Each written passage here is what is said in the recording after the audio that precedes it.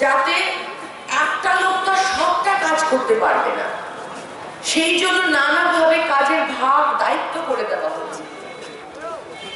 মুশকিল যেটা হয়েছে, অনেক সৎ ভাবনা চিন্তা নিয়ে সংবিধান বানিয়ে, রীতি রিওয়াজ নিয়ম বানিয়ে এগুলোকে তৈরি করা হয়েছিল,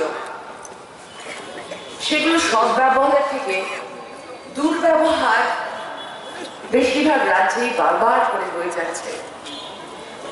নাহলে এত বছর ধরে এখানে বামফ্রন্ট সরকার রাজ করার পরেও আমি দুদিন ধরে একটা রাস্তা আস্ত পেলাম না,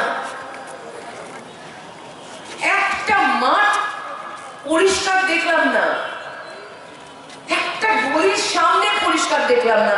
আমি জাস্ট অতবাক হয়ে গেছি।